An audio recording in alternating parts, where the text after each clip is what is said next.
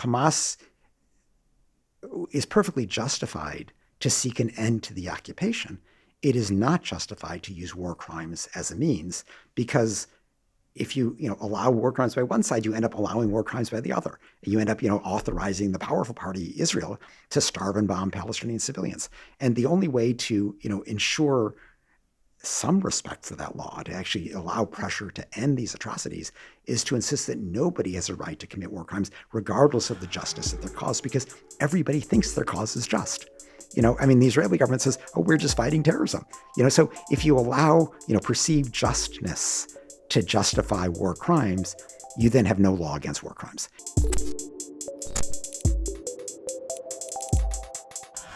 Who doesn't like human rights? It's in the category of unequivocal good thing, along with Ferrero Rocher, Sunny Days, and the drum bit from In the Air Tonight. But whose job is it to enforce human rights? And if Western governments, along with their allies like Israel, are increasingly just throwing their weight around to make themselves exempt from the human rights framework, is it just a disciplining tool against countries which happen to be poorer and less powerful? I'm joined by Kenneth Roth, former director of Human Rights Watch and author of a new memoir called Righting Wrongs, to see what he makes of the idea that the era of human rights and international law might be drawing to a close. He spent over 30 years trying to advance and expand the cause of human rights at the very highest level. His work has taken him from Libyan prisons all the way to Guantanamo Bay. We talk about what really drives Donald Trump, China's approach to governance, and whether the success of liberation struggles has ever been compatible with frameworks like the Geneva Convention. I hope you enjoy the interview. Kenneth Roth, welcome to Downstream. My pleasure to be here. Thank you for having me. It's such a privilege to have you with us today. Your book, Righting Wrongs, 3 Decades Leading Human Rights Watch, is out now. Am I right? It is indeed, yes. Available at all disreputable booksellers. What was it about your upbringing or your early life that made you want to go into human rights law? Because some people just go, I want to make loads of money and that's it. So why wasn't that your decision? For me, the biggest factor, I think, was my father's experience. My father grew up as a young boy in Nazi Germany, and he fled Frankfurt in July 1938 for New York. And so I grew up with Hitler stories. I grew up with what it was like to be a Jewish boy living under the Nazis, worrying about the brown shirt bullies in the school playground, worrying about, what his father... How old was your father during that Well, he was 12 when he left. And so he was totally aware of what was going on. He describes how, the family was very open about it because they needed to be. They needed to kind of tell the kids. My father had an older brother and a sister, how to behave if they were confronted by the Nazis. Because the fear wasn't so much that they would pick up the kids, but they would pick up the parents. And that my grandfather was the one who was really at risk. And so all of this, I just kind of took in as a child. And it made me very aware of what the evil is that governments can do. And it was a big part of what pushed me to devote my professional career to trying to prevent a recurrence of atrocities of that sort. What was it like growing up with those, as you call them, Hitler stories in the house? But obviously you're in America. Did it feel surreal or, not quite real? Or did it feel, I guess, like present and looming? No, it didn't feel looming. I grew up in a classic, middle-class suburb. Life was fine in that sense. And it's not as if my father talked about it all that much. In fact, when we were younger, he would tell stories about, the horse that delivered meat from my grandfather's butcher shop. And they were funny stories about this mischievous, fast horse, But then it evolved slowly into Nazi stories. So it wasn't, an active presence, but it was an awareness. And it wasn't really until I was 16 years old that for the first time, my parents ventured to Europe. They didn't even want to go. And they finally brought us all to Germany. And I saw, the house where my father grew up. I saw the cemetery where I had many relatives. I saw the little village where my grandfather had been born. And that made it all come very much alive at that stage. But, all of this is fairly intangible. The other big factor for me was that when I was in law school, Jimmy Carter was the U.S. president, and he was the first to introduce human rights as an element of U.S. foreign policy. And this was very much a reaction to U.S. atrocities during the Vietnam War It was a reaction to U.S. support for Pinochet's coup in Chile. And it was a statement, the U.S. is going to do better than this. It didn't always do better. This was the Cold War, after all. So there was a huge double standard in U.S. foreign policy. But for me, it was a new frontier. If I'd been a little bit older, I might have devoted myself to domestic civil rights work. But I wanted to kind of work internationally. I thought that this was an area where I could make a difference. It was actually not a terribly smart move at that point because there was basically no human rights field to talk of. I signed up for the one human rights course that my law school offered. They canceled it.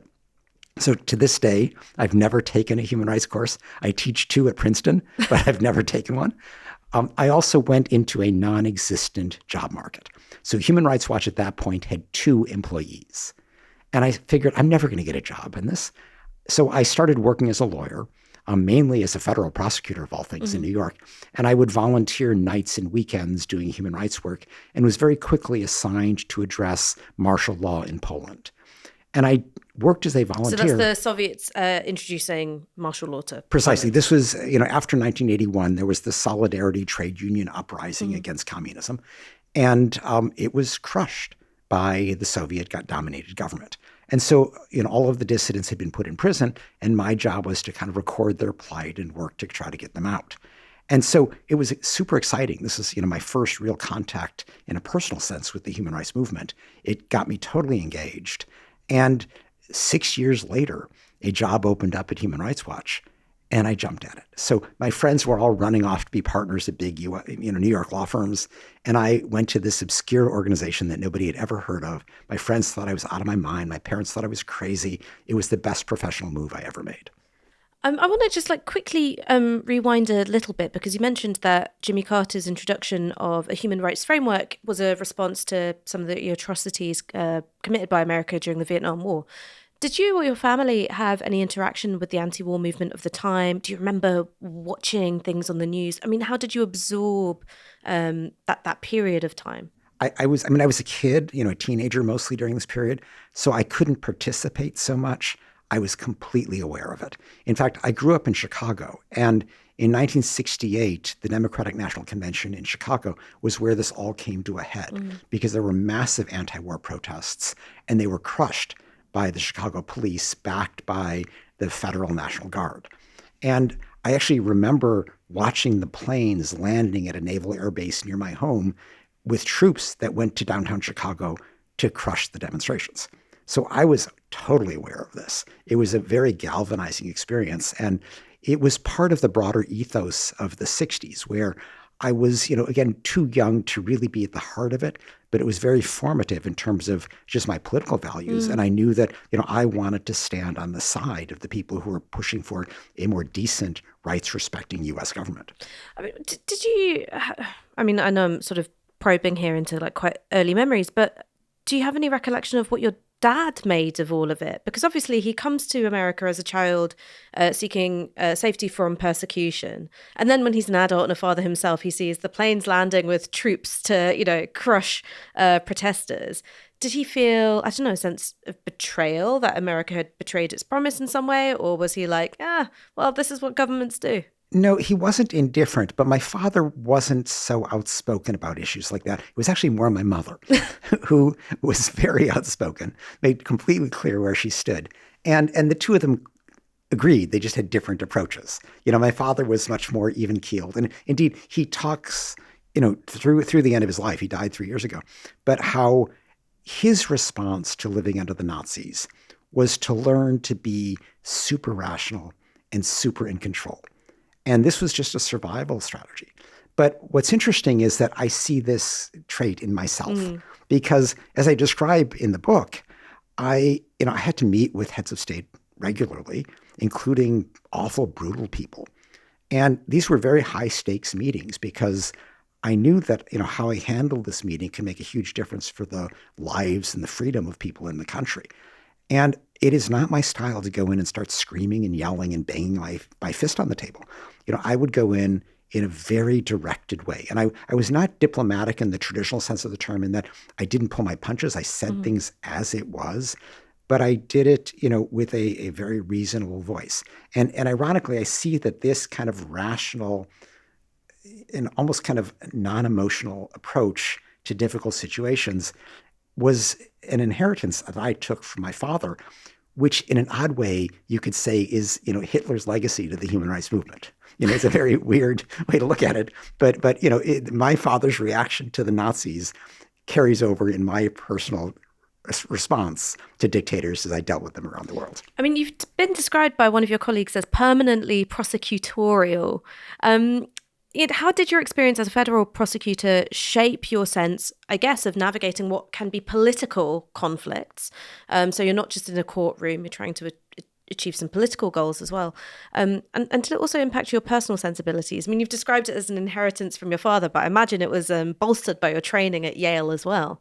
Well, I mean, what I described in the book is that, and in fact, I mean, the reason I called the book Righting Wrongs versus, defending rights, for example, is that, defending rights is sort of legalistic. It sounds like, okay, there are these treaties and these rights are in these treaties and we're going to go to court and defend them. And in fact, that's not how it works in most of the countries where Human Rights Watch operates, because most places where we operate, there is no functioning court system. The judges have been corrupted or compromised or killed in some way. And so we have to put political pressure on them. And to do that, we appeal much less to the law than to people's sense of right and wrong. And it really is kind of an ethical or moral appeal, which, coming back to your question, begins with the facts. And so what I took away from my time as a prosecutor, my brief time as a litigator, my time actually working for a judge in New York, is that what matters above everything else is the facts. The law, in a sense, guides you, but it's the presentation of the facts to people and their reaction to that, saying, that's right, that's wrong, I'm going to go with this, I'm going to be against that. That's what moves people. And so... Do you think that's still the case? That is totally still the case.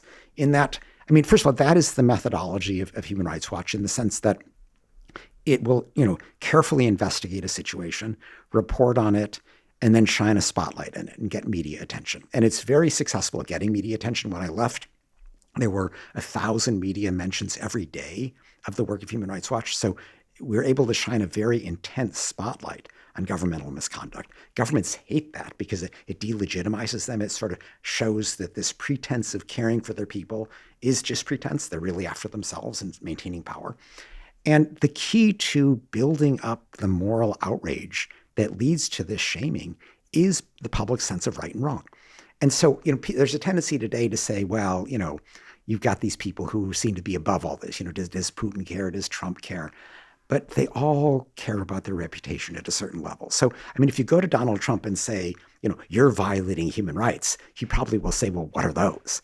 So it's not a frontal assault that's going to work, but he cares about his reputation.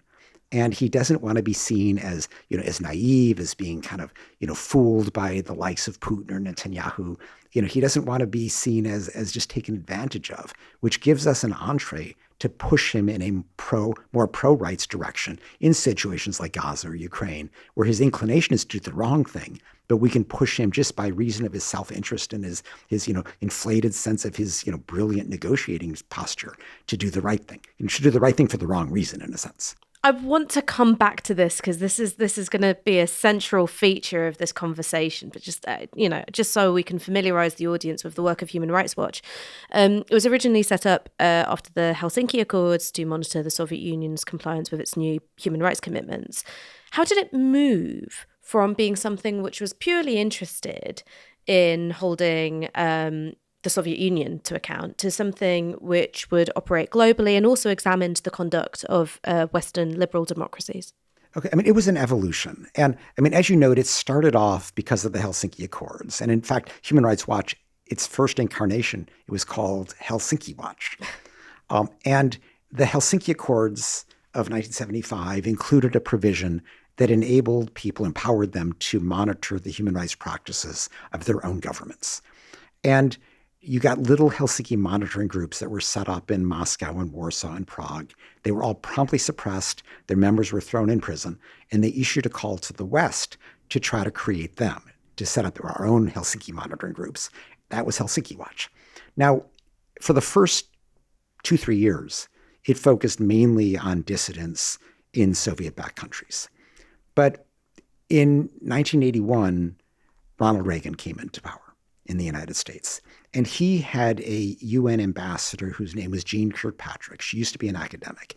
And she came in with this brilliant theory that totalitarian governments, meaning communist governments, that they were, immutable. They wouldn't evolve gradually. And you had to just bash them over the head for their human rights records.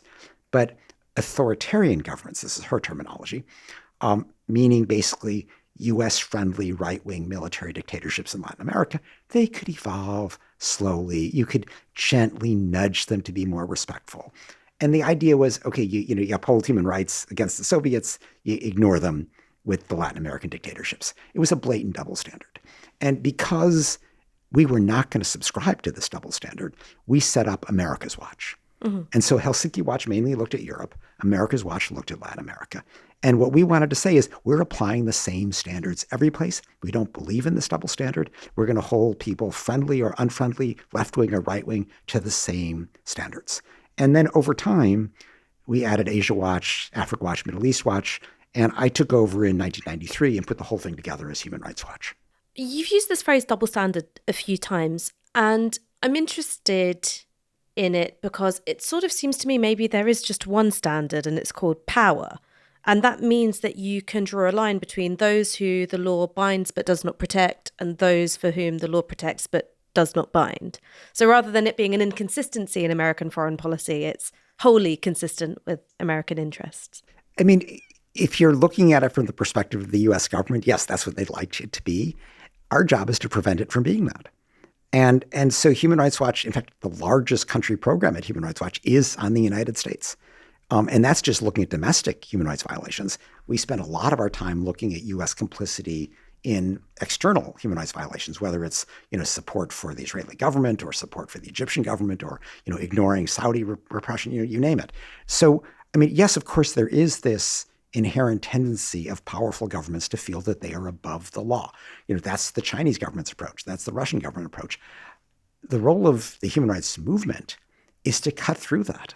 And as I show in the book, it is entirely possible to cut through this. I mean, I give illustrations where, Xi Jinping is on the phone calling heads of state to counter an effort that Human Rights Watch was leading to put China's mistreatment of the Uyghurs on the agenda of the UN Human Rights Council. I put illustrations in the book about how we were able to, force Vladimir Putin to stop bombing hospitals in the Idlib province of northwestern Syria. So, even people who feel that they're above the law, we are able to hold them to the law. And the same is true of the United States. I include illustrations of how, we forced the Bush administration to stop its torture. We put enormous pressure on a variety of administrations not to add anybody to Guantanamo and gradually to reduce the so-called terrorist presence there. So, do you think that America stopped torturing people?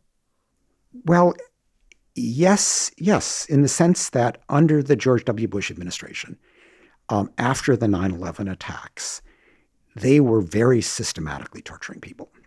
They were setting up these secret detention centers in various countries. They were torturing people at Guantanamo, and they were using a legal loophole that actually made no sense, but they just created it. What was the loophole? Or what was the loophole in their framing? In their thinking, it had two parts. One was to define torture virtually out of existence, to say that if it wasn't sort of the equivalent of feeling like you're about to die, it wasn't torture. And then the other thing is they would say, well, okay, even the lesser standard of what's known as cruel, inhuman, or degrading treatment, that didn't apply if you were a non-American held outside the United States. And so that was the exception they used for places like Guantanamo or the CIA black holes in places like Afghanistan. And in the end, and I described the story how we were ultimately able to work with John McCain, a Republican senator who himself had been a victim of torture in Vietnam, to push through what was called the Detainee Treatment Act that shut these loopholes. And so this kind of overt torture did stop. I mean, there may be an incident here or there, but the torture, which had been systematic under Bush, really stopped even under the Bush administration and was not resumed under Biden, Trump, or or Obama for that matter. I mean, it would really just stopped altogether. So I think that really is what happened. Guantanamo has been a bit of a different story in that, obviously Trump is putting immigrants there today, but that's different. I mean, they're not being held in forever detention. It's a separate problem. But even under really Bush, Obama, Trump, Biden, there was a gradual diminution of the number of terror suspects held in Guantanamo. And today it's just a handful. It's broadly recognized that Guantanamo is a huge stain on America's reputation, that this idea of holding people forever as supposedly enemy combatants is legally vapid. It's a problem of, in a sense, the Bush administration's own making, because if it had just prosecuted people in regular federal court in New York, they would have had convictions long ago. People would have seen them as fair trials. But by creating the separate system, the so-called military commissions in Guantanamo, the whole purpose of which was to hide the Bush administration's torture, they have created endless legal problems. And to this day, there has not been a trial of the lead 9/11 suspects. So, this whole lawless approach of the Bush administration really fell apart. And I describe, how the human rights movement was able to push to make this happen, partly just by attacking the claim that torture somehow makes us safer. It's the opposite. It generates, animosity toward the torturer, and it's like a gift to terrorist recruiters.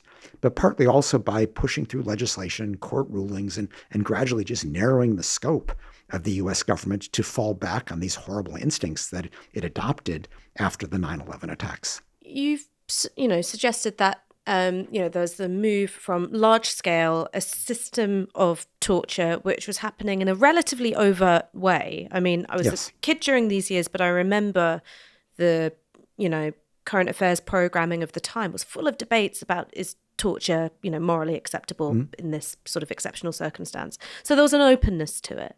And while it's not happening in that overt, systematized way at the moment, is there maybe a possibility that America has merely outsourced its, torture functions of suspected terrorists to governments like, the Pakistani government or, the Israeli government, that there is a sense of we've got other governments to do it for us? Well, I mean, that was what extraordinary rendition was. So in addition to the people that the U.S. was torturing itself, it was sending people to Morocco, to Afghanistan, to various other places where it knew that they would be tortured. Egypt. Egypt too, yes. Today it's different. I don't think extraordinary rendition is taking place today. I'm not aware of anybody being sent, for interrogation purposes. The closest is perhaps what Trump is doing by sending Venezuelan migrants to El Salvador, where Najib Bukele's incredibly nightmarish prison, people are essentially being tortured there, not so much for interrogation, but for punishment. So that's the closest, perhaps. But I think the biggest problem today is not that the U.S. is sending people to be tortured, but rather that it is openly supporting governments that do torture. And that is the best way to describe, one aspect of what Israel's doing. Obviously, just one narrow aspect is separate from the bombing, separate from the starvation. But the Israeli government has been systematically torturing Palestinian suspects in custody. Egypt is notorious for its torture of dissidents, and it too is a huge beneficiary of U.S. military assistance. So in that sense, the U.S. is still complicit in torture, but it's not sending people there. It's just supporting governments that use torture systematically. You've been accused of lecturing governments by Emmanuel Macron, Xi Jinping. How do you respond to that? Do you see yourself as, a finger-wagging headmaster? Yeah. I mean, that characterization of what the human rights movement does is deliberately a caricature. It's not what we do. Why would anybody listen to me if I say, what you're doing is wrong? That's just not the way it works. What we do is spotlight what they are doing and let their conduct speak for itself before public disapproval.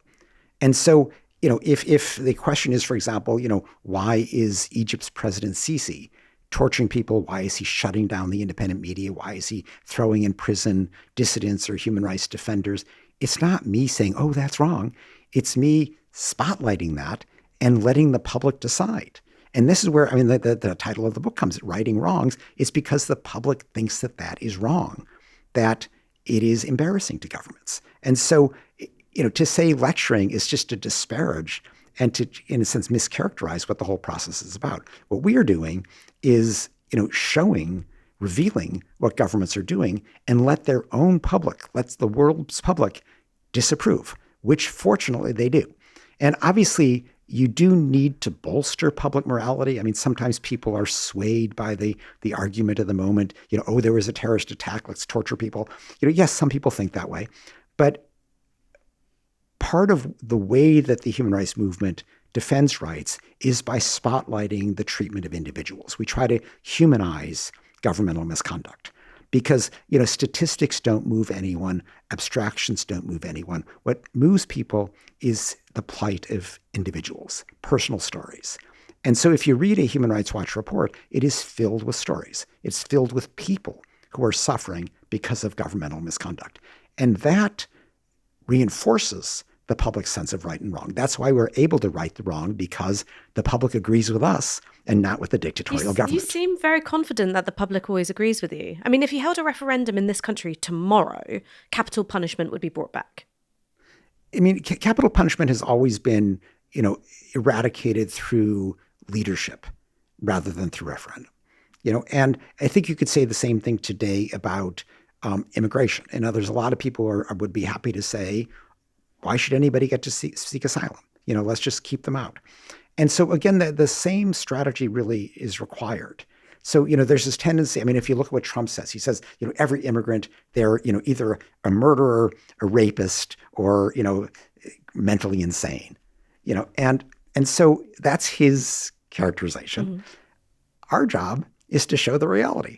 And so, in the United States, I mean, 60% of the undocumented immigrants in the United States have been there for, 5 or more years, many a decade. These are people who are integrated in the community, have U.S. citizen spouses and children. They have jobs. They're, wholesome members of the community. So Trump is going to summarily deport these people. When you portray it that way, the support for these mass deportations evaporates. You're not going to find disagreement from me on that score, but certainly in this country, we had a Conservative government until relatively recently saying that they were going to withdraw from some of the UK's human rights agreements, that they wanted to do that to stop asylum seekers from coming here. And there was broadly quite a bit of support, if not for the specific policy of we're going to get rid of, our commitment to the ECHR, there was some support for saying we need to take the law into our own hands. We need to make our own law to stop asylum seekers from coming here. That was quite a popular thing. And it sort of seems to me that you're saying, okay, public opinion is good when it's in alignment with us, but if it's not in alignment with us, it's because they've been lied to. Well, then you have to try to shape public opinion. I don't deny that there's a battle over public opinion, because as I indicated, the fact that something is written into a treaty is not enough to ensure that it's respected in reality.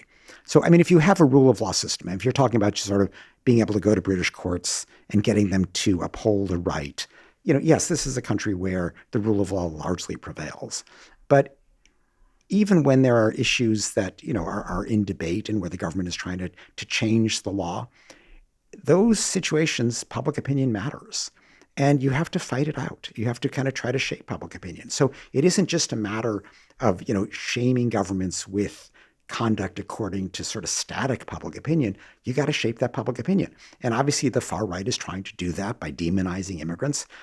People who, believe in the rights of anyone have to stress the right of people to flee persecution, the right of people to flee war. It doesn't mean that anybody can show up at the border and get admitted. If you're merely an economic migrant, you actually don't have the same rights under the law as somebody who is fleeing persecution or war. That may be an unfairness, but that is the reality of the law. But I was going to say, is there a clear, bright line between an economic migrant and someone who is fleeing war or persecution? There's not a clear line, but if you eliminated that line, you would no longer have a right to seek asylum. If the law was open borders, anybody can come, the law would be changed in 2 seconds. So I think this is just a compromise that, for better or worse, is necessary. That there's recognition that certain people do need protection, and that everybody has a duty, if they show up at their border, to provide a fair hearing and to make the determination: are you a mere economic migrant or are you fleeing persecution?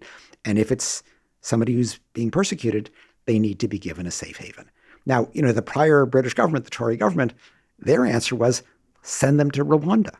I mean, that was like so immoral because, Rwanda under And Paul so expensive. well, I mean, leaving aside that, it was, I mean, so it was obviously, a bad deal for the British taxpayer, but it was also just, inhumane because Paul Kagame is running a brutal dictatorship in Rwanda where any dissident faces at least imprisonment, if not assassination.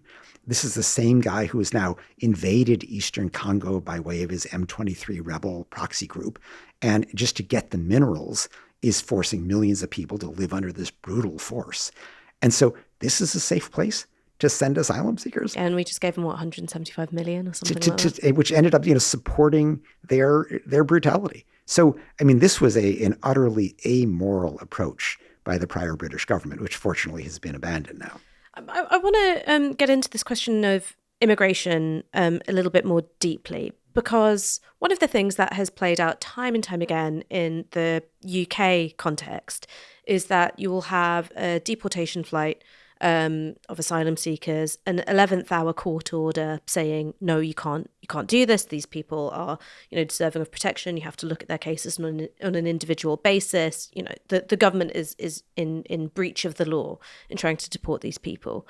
And then what the government either of the day has done or an opposition party has done is say, look, this is why we need to change the law because the court is getting in the way of us carrying out our mandate. You voted us in because we promised we were going to bring down immigration, and now they're stopping us from doing it.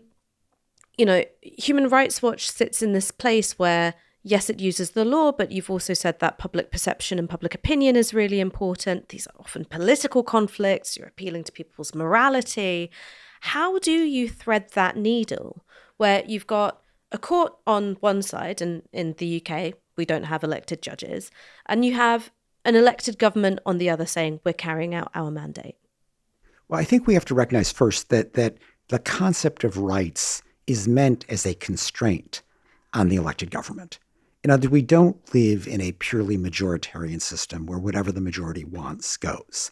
The whole idea of having rights is to recognize that there are certain limits on what the government can do. I mean, if the government votes to start summarily executing people it doesn't like, if it votes to start torturing people it doesn't like, it can't do that because of rights, because rights are a constraint on the government. In the realm of immigration, I mean, the constraints are actually pretty modest. It's just you have to provide a fair hearing for anybody who seeks asylum and determine in that hearing, are they fleeing war or persecution? If they are, they get to stay. If they're not, they can be deported. It's a simple matter. So the courts aren't blocking deportation of people who are mere economic migrants. Those can be sent back.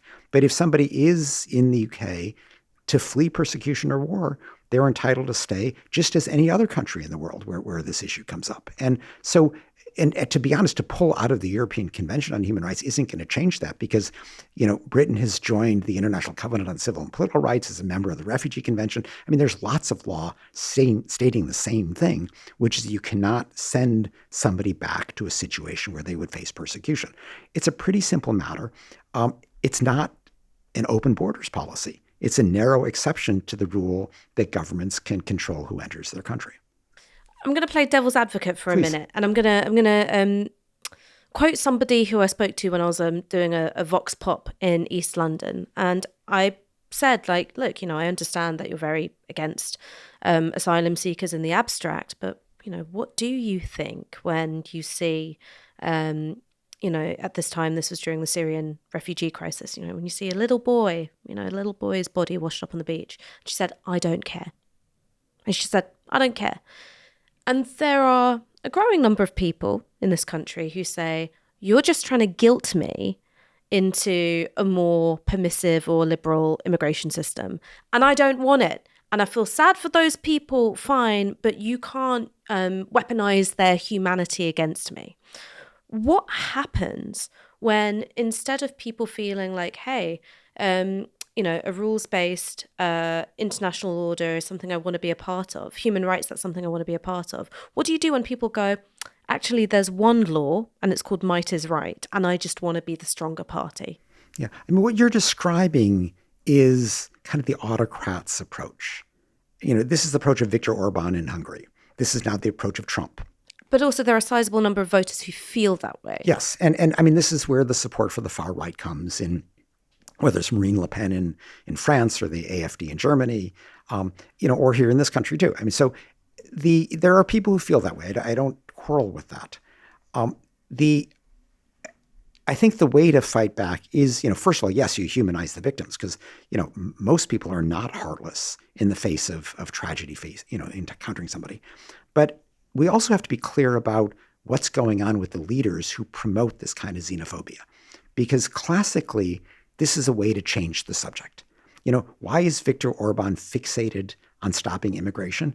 Because he has nothing to show to the Hungarian people. This is a guy who uses the huge subsidies provided by the European Union every year to build football stadiums so he can pay off his cronies. This is an utterly corrupt regime where... Look, man, Tottenham Hotspur got a brand new stadium and that made me very happy. Yeah. Maybe a different example. But in other words, this is people who, demonize migrants, demonize Muslims, demonize gays, demonize feminists. There's always some angle. It's always to change the subject. It's a way to appeal to typically their ethnic majority working class space in a kind of, a discriminatory way, to forget the fact that the leader has no political program to actually better their lives. He's just, doing a sleight of hand to say it's all the fault of the immigrants. And so we have to point that out and to just kind of accept the debate on their terms. Oh, it's all about immigration is actually often to lose the debate. We have to point out that this focus on immigration is in lieu of an utter lack of a program to better the lives of even the working class people that they claim to support. When you read opinion polls which show growing support for strong autocratic leaders, does that worry you? Yes, it worries me. And indeed, it's something that we have to counter.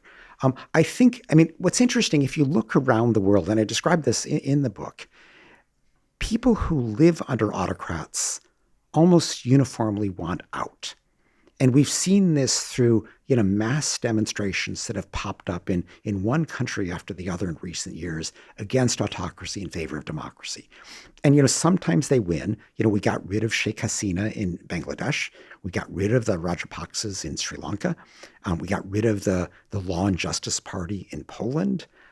There was recently a successful uprising against an attempted military coup in South Korea. There are big protests today against what, Erdogan is doing in Turkey, what the autocratic government in Serbia is doing, what in Indonesia they're trying to do to kind of militarize the civil service.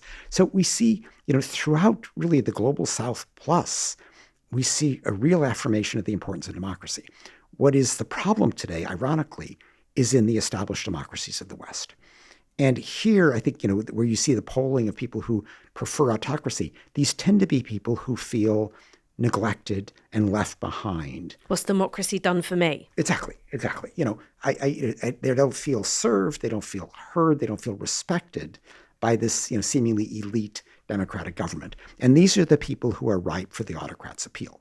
And so the answer to this, I think, is foremost to ensure that democratic governments do a better job of serving everybody. And this has been, one of the problems with the preoccupation with sort of neoliberal economics, the assumption that if you just, grow the pie, if the economy keeps expanding, everybody will be better off. It's obviously not true.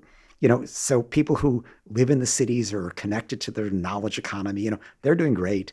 But a lot of people who live in traditional working class societies who maybe have been factory workers, they're hurting. They're stagnating at best. They're facing growing inequality. And so I think the challenge is to ensure that our governments, even in the West, are serving everybody. And that is, something that actually the autocrats are not doing. They're just very good at playing to this grievance to change the subject and to serve themselves. For you, is democracy an inherent good or a means to an end? Well, I don't think you can separate the two. I would say both in the sense that, the right to elect one's government is a right that is recognized in international law, but it also is an essential means because we've seen that unaccountable governments, governments that don't have to worry about the ballot box and that don't have to worry about, criticism by the media, criticism by civil society, they almost invariably serve themselves. And, every once in a while you get an enlightened despot. People always talk about Lee Kuan Yew in Singapore. But the vast majority of autocrats are corrupt, self-serving. They undermine, if not decimate, the economy. And even China, which is often put forward as, oh, this is the great success story, the dictatorship of the Chinese Communist Party, and look at these hundreds of millions of people brought out of poverty. We're seeing the limits of that today, where the same government that historically was responsible for the Cultural Revolution, the Great Leap Forward, utter devastation to Chinese society. Today they throw 1 million Uyghurs in prison to force them to abandon their culture, their language, and their religion. 1 million out of 11 million, a huge percentage of the population. This is the same leader, Xi Jinping, who, to preserve his power, is undermining the most vibrant sectors of China's economy. And we are, in a sense, seeing the limits of autocratic governance, because China has not escaped the middle income trap that notoriously has limited every autocracy. What's interesting, despite the great Chinese success, when you look at the most successful parts of China, with quotes around it, they're Hong Kong and Taiwan, the two parts that allowed democracy, that allowed independent media, that allowed civil society. Those are both now fully upper middle class societies, whereas mainland China, which has lived under the Communist Party dictatorship, has not evaded the middle income trap and is now facing stagnation, demographic decline. It's got huge problems because you got one man who's trying to run everything, which is hard to do when you got 1 billion plus people there. There are those who would say that the Chinese governmental apparatus is more complex than that. So yes, Xi Jinping exercises a lot of power, but there's this sort of complex process of negotiating with what is it you think that people want, and the government making adjustments so that it's heading off opposition before it can even grow. Do you buy into that at all? That's their line. They say, well, we don't have elections, but we're always consulting with people and we're, listening to what the people want. But, this is a dictatorship where dissent is crushed. There's no discussion on social media. There's no independent media that is describing debates. There's nothing. And so in those circumstances where the leader surrounds himself with sycophants, you don't get a real debate. And if you just look at, the gatherings of Chinese leaders, they all look exactly the same. They're dressed exactly the same. They sort of sit there obediently and applaud when they're supposed to. And there's nothing. There's no vibrancy. Compare that to, the question session in the British Parliament. It's nothing even close. And so look, Prime Minister's question time is a nightmare for its own reasons, different ones. Look, I'm happy for the debate. I'm happy that the Prime Minister is challenged. Xi Jinping is never challenged. And when you've got a dictator who is never questioned, they make big mistakes. And so, an example was, with COVID, Xi Jinping had in mind that he was going to impose zero COVID. He was going to, lock down the country to prevent COVID from spreading. And he completely neglected the fact that at that stage, Omicron was far too contagious for that. So he kept the country locked down to the point where people were losing their lives because they didn't have access to medical care. It was very difficult to get food. Finally, there was a rebellion. And it was only when there was a rebellion in the streets that he changed. But even then, he changed so abruptly, he hadn't made any preparation. He never let in the mRNA vaccines that were the most effective. He never invested in the intensive care units that were required. And then to try to cover up the large loss of life that resulted from this complete misgovernance, he censored. And he pretended that hardly anybody died. And when at one point, one city happened to publish its death statistics and people extrapolated from that, they saw, in fact, it was like, over 1 million people who died in this short period just because of Xi Jinping's incompetence. And that's what you get when you don't have free debate. You've talked about China and the middle income trap, but obviously China's mass producing electronic vehicles at scale. You've got Chinese AI, which has been such a threat to American AI companies that, it's led to a whole new round of tech protectionism. How long do you think that your thesis about the inherent connection between becoming a high-income society and being a democratic society is going to hold for? I've yet to see a government that doesn't allow debate genuinely flourish. And so obviously when you have a country the size of China with enormous economic resources, they can throw money at a favored industry. And with massive subsidies, they can prevail. I look, for example, at how China has cornered the market in solar panels. Now, how is it doing that? It's doing that because it's using Uyghur forced labor in the production of polysilicon. And so, of course, it's like a subsidy. It's super cheap labor. It undercuts everybody in the market, and suddenly it dominates the solar panel industry. So, yes, they can do things like that. But, this is the same Xi Jinping who had presided over a communist party that, until relatively recently had the one-child policy, which is now a disaster for China because their population is rapidly declining. This is the same Xi Jinping who doesn't trust consumers. He feels that it is wasteful to have consumers spending money on themselves rather than having government-directed investment. So they keep building, one infrastructure item after another to the point where they've lost, any kind of meaningful return for these investments. He doesn't even invest in a social safety net. So there is, utterly inadequate healthcare or retirement benefits, which is why the Chinese people save so much. They have to save for their old age because the government isn't providing for them. And that's become a huge problem because this lack of domestic demand for goods is why China is forced to dump its goods around the world, leading to the current, tariff crisis, not just from the United States, but from other countries too. So this is, we're seeing the manifestations of this single man and a small coterie around him making all these decisions in a dictatorial way. This inevitably is serving them over the people of China, and we're seeing the costs play out.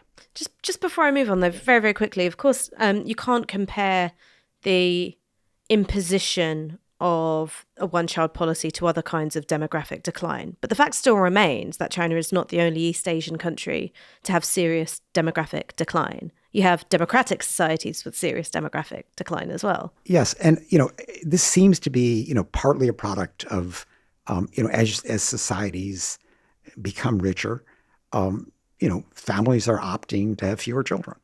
And the obvious answer to that is immigration, which, even traditionally closed immigration societies like Japan are warming to of necessity.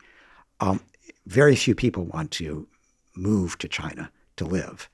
And as you note, the demographic decline in China is even more acute because of the echo of the one-child policy, which to this day is kind of creating, really sort of this rapidly shrinking generation. To top that off, they allowed selective abortions for so long that there now is a huge surplus of men who cannot find women to marry.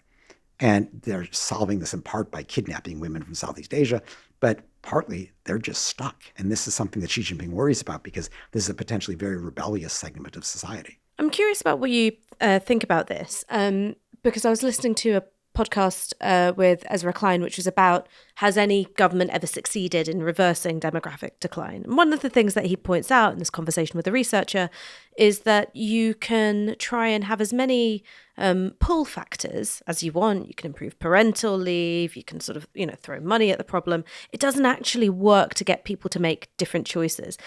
One of the only things that has worked, and it requires the government to sort of, keep its hand down on the button forever, is like coercive measures, right? Removing reproductive autonomy, choice from women. You talk about immigration being a response to demographic decline, but obviously immigrants get old as well. Do you see a way through demographic decline which doesn't have,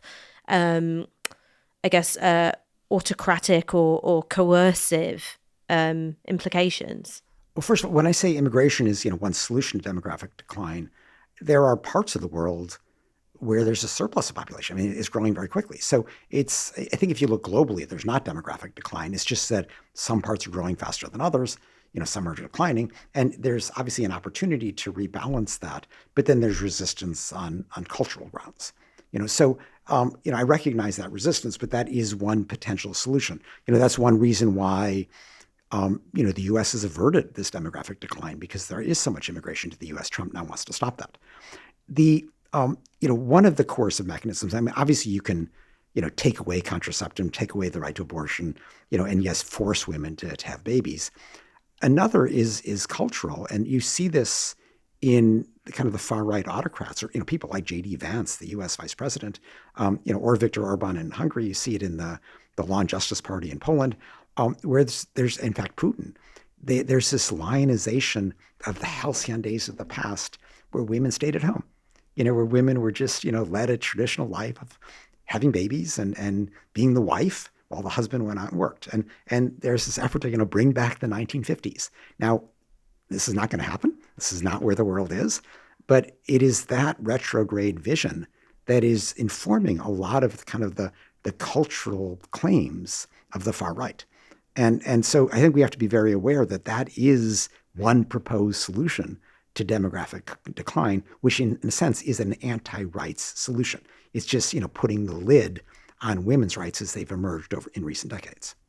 I want to move on to something which is really important in the book, which is the power of shame. And you write, the capacity to shame begins with the claim made by most governments that they uphold human rights. This has become a pillar of a government's standing. In what ways has shaming been effective? Every government pretends to respect human rights because it's a way of saying to their people, I'm looking out for you, not just myself. And, what I show in the book is that, even governments that seem beyond shame are actually still quite concerned about their reputation. When we tried to put China's human rights record toward the Uyghurs on the agenda of the UN Human Rights Council, Xi Jinping was, calling heads of state opposing us, trying to get them to vote with him at the UN. This is a guy who cares, and it's understandable that he cares because if you ask Xi Jinping, why are you president of China? He can't say, well, I want a free and fair election. He just has to say that the people in China want the dictatorship of the Chinese Communist Party. But of course, hundreds of thousands of people took to the streets in Hong Kong to say the opposite. Taiwan says the opposite. So, it didn't work there. I tell a story in the book about how even under Gaddafi in Libya, which you'd think here's a dictator who could care less about his reputation. But he wanted things from the international community. He wanted to kind of get international investment. He was worried about sanctions. So he was trying to put on best behavior. And as a result, he invited Human Rights Watch in. He said, look at my human rights record. I'm trying to improve. We got into his prisons. And one of the conditions was that before we published, we would present our findings to the government. So I went to Tripoli and I sat down with sort of mid-level officials and said, here are our findings. And they started screaming at me. They said, you misunderstood. You're completely wrong, And, I let them berate me for a while. And then I finally said, you don't understand, guys. We're holding a press conference in a few days in Cairo. And the media is going to ask me, how was your meeting in Tripoli? I can say, all they did was yell at me. Or I can say, it was great. They've promised reform. Which is it going to be? And they went back. They said, we have to consult with our superiors. The next day, they invited us back, and it was a different government. All smiles. They had these piles of files on different prisoners. We listed 171 political prisoners we wanted released, and within 3 weeks, they were all released. And that was kind of illustrative of the power of shaming, the power of, holding governments to the reputation that they want by spotlighting where they fall short. But in the example you gave with Libya, part of it was because there are things that Libya wants from the international community. That means playing the game a bit, right? And so you go, okay, well, we allow Human Rights Watch to come in. With China, you might argue that, again, it's a bit of a dance. It's like, okay, well, actually, we do want to be, the biggest trading partner for, many, many, many countries in the world. We want to have our Belt and Road initiatives. We want to be able to wield a kind of power that doesn't involve us having massive wars, all right? So that involves dancing this dance. There are other countries that don't have to dance or don't think of themselves as having to dance, right? Israel doesn't really have to pretend that it's respecting the rights of Palestinians in the occupied territories or in Gaza, and still they get their billions and billions of dollars in military aid. I mean, the difficulty with Israel is that at this point, Netanyahu has an audience of one that he cares about, and that's Donald Trump. And so, Israel's esteem in the world has rightfully plummeted as the Netanyahu government deliberately starves and bombs Palestinian civilians in Gaza. And that's not even mentioning the West Bank.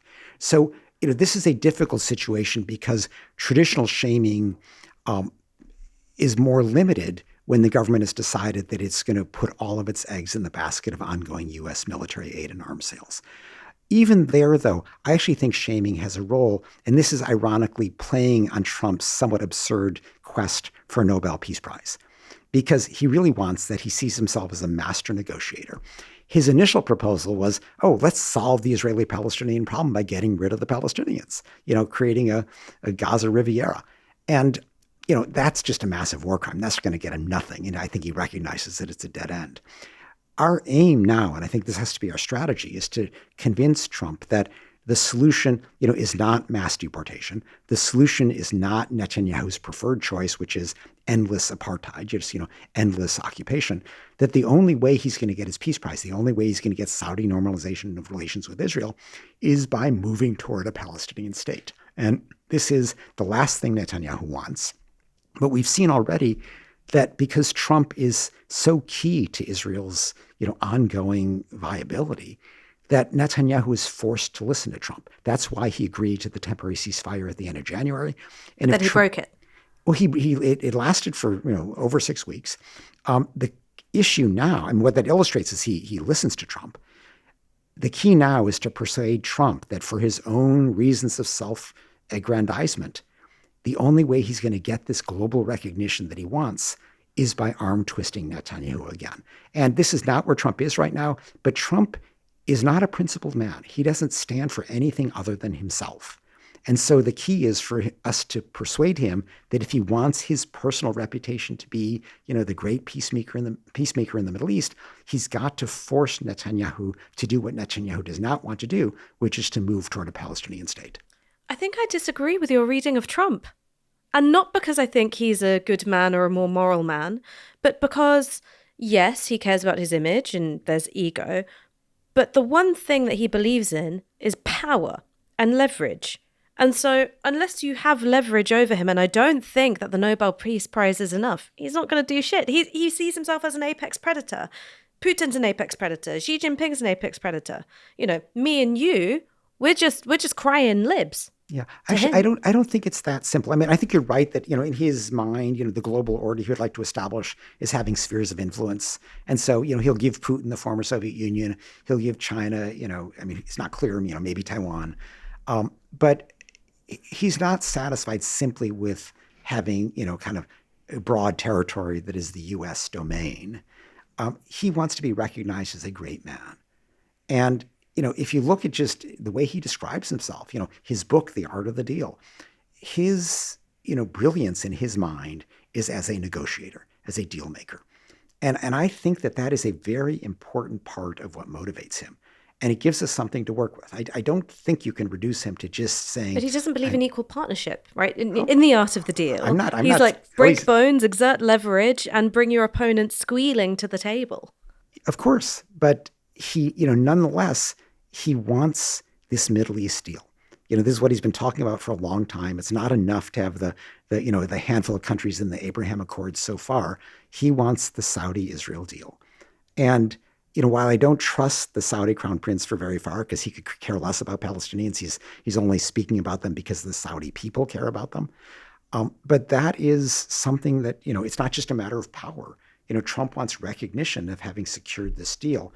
And he's got to be persuaded to use U.S. power to force the Israeli government to do what it doesn't want to do, which is to finally end the persistent occupation, the endless apartheid, and the move toward the Palestinian state, the two-state solution, which is the only viable long-term solution to the conflict in the region. Really? In my view, yes. You don't have hope for a single democratic state, but Israel loses its status as a Jewish majority country. I mean, look, would it be, many people talk about the so-called one-state reality. That is to say, the settlement project in the West Bank is so advanced that if you look there, the so-called Palestinian state is just like Swiss cheese. I mean, it looks like a series of Bantustans. Exactly. That's the reality right now. Clearly, you would need to either abandon the settlements or transfer the settlements. But I would be personally fine with a one-state reality with equal rights for everybody, recognizing that it's roughly half Jews, half Arabs. The Israeli government will never accept that. And so I kind of see that political reality. And I think that if I'm just betting, we're more likely to have a two-state solution than to have a one-state solution. So while I would personally be fine with a one-state solution with equal rights, not the one-state solution with apartheid, I think realistically the most likely option would be a two-state solution, but that's going to take pressure from Trump, and that means playing to Trump's ego for better or worse. Should Hamas be bound by international law? They are bound by international law. In other words, if you look at international humanitarian law, the Geneva Conventions and their protocols, they apply not just to governments, but also to rebel groups operating in their territory. So what Hamas did on October 7th was a blatant war crime. You cannot attack civilians. You cannot abduct civilians. So they are bound by international law. The International Criminal Court prosecutor was absolutely right to charge 3 leading Hamas officials for what happened on October 7th and since. So in that sense, there's no real quarrel there. Some people say, oh, because Israel commits war crimes, it's okay for Hamas to do that. That's wrong. A basic rule of international law is war crimes by one side never justify war crimes by the other. So by the same token, the fact that Hamas committed war crimes, committed atrocities on October 7th, in no sense justifies Israel's many, many war crimes since then. Taking a broader historical view, you look at the struggle for Algerian independence that involved what we would call war crimes committed by the FLN, targeting of civilians. If you want to go back even further, the slave uprisings, the uprising of Nat Turner that involved, the slaughter of children and women. Has there been a successful anti-colonial struggle which didn't breach the Geneva Conventions in some way, or the conventions around war and the use of violence?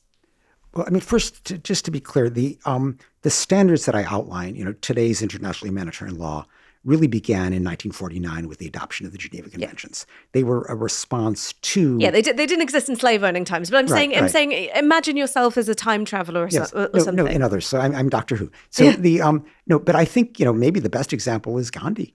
In other words, India's anti-colonial movement was, not exclusively, but largely a pacifist movement. There was an appeal to people's, sense of morality, the sense of right and wrong. And it was just wrong for Britain to be controlling India, exploiting India. So I actually don't believe that an anti-colonial struggle has to resort to atrocities. There are other ways to do it. The Indian example is interesting because there are those who think that the history of violence has been downplayed as part of, the making of post-colonial relations between India and the UK. The things we don't talk about is that, the UK couldn't hold on to India because it was wildly overstretched and decimated after World War II. And the other thing that we don't talk about is the importance of something like the Chittagong uprising of, 31 and the fact that there was a history of armed struggle. But going back to Algeria or even, slave uprisings, I suppose the thing I'm asking you is,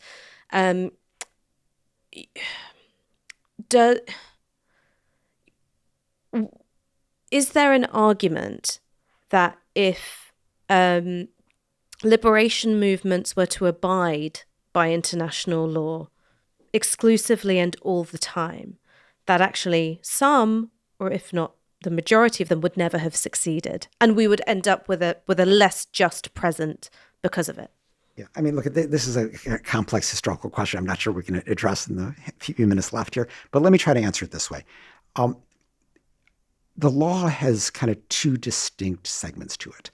One looks at the justness of your cause. The other looks at the means that you use to fight. And so you can have a completely just cause, liberation, getting rid of an occupation. But that does not justify using war crimes to achieve your means. There is no defense to war crimes, regardless of the justice of your cause. And that's why, coming back to October 7th, Hamas is perfectly justified to seek an end to the occupation. It is not justified to use war crimes as a means, because if you allow war crimes by one side, you end up allowing war crimes by the other. You end up authorizing the powerful party, Israel, to starve and bomb Palestinian civilians. And the only way to ensure some respect for that law, to actually allow pressure to end these atrocities, is to insist that nobody has a right to commit war crimes, regardless of the justice of their cause, because everybody thinks their cause is just. The Israeli government says, oh, we're just fighting terrorism. So if you allow, perceived justness to justify war crimes, you then have no law against war crimes. And that's why I think it's important to maintain this distinction. Final question. We seem to be in a time where, at least in the global north, the human rights framework seems to be weakening. There seems to be less, democratic enthusiasm for it. Is there anything that gives you hope? Well, I am hopeful because, first of all, when it comes to kind of core human rights, everybody wants them for themselves. I've traveled the world. I've never met somebody who wants to be tortured, who wants to be politically imprisoned, who wants to face discrimination. The problem is that people sometimes want these human rights violations for their enemies. And I think that the challenge here is, at least within societies, to build a strong enough sense of national community that people recognize that, just because the autocrat pretends that, this subsegment of society, say LGBT people, that they somehow are the others and you can persecute them without risking your own rights, people recognize that that's a false claim, and that, in a sense, all of our rights do depend on recognition of everybody else's rights. So, at bottom, I think that most people do buy that. I also, take heart from what I mentioned earlier, which is that people who live in societies without rights have made clear time and time again, coming onto the streets in large numbers at risk of arrest or even being shot, that they want an accountable government. They want a rights-respecting government. And so even though in the West, yes, we're seeing people who, because they're falling for this autocratic sleight of hand, this autocratic effort to demonize some minority in lieu of offering a real program for positive treatment of the needs of working class society, I think people see through that. I think that, as autocrats take power, they fail, they don't deliver. So I do, over the long term, have confidence. But, I open my book with Martin Luther King's quote about how the arc of justice is long, but it bends toward the arc of the moral arc of the universe is long, but it bends towards justice. And I point out that, that's not true. And even Dr. King admitted it's not true later in the speech. It only bends toward justice if there's a struggle. And what I describe in the book is that the importance of it being a persistent struggle. You can't go home and say, oh, we won today, we're not going to keep fighting tomorrow. But also, regardless of the target, regardless of the despot or dictator you're facing, there is always an angle where people who promote human rights can find to put pressure on the target and to force an abusive government to behave better. And the book is filled with examples of that. And I am confident that the same methodology that I described kind of over a period of time in the book works today and will work tomorrow to force governments to respect human rights, even when their natural inclination is not to want to do that. Kenneth Roth, thank you so much for joining us on Downstream. Thank you for having me.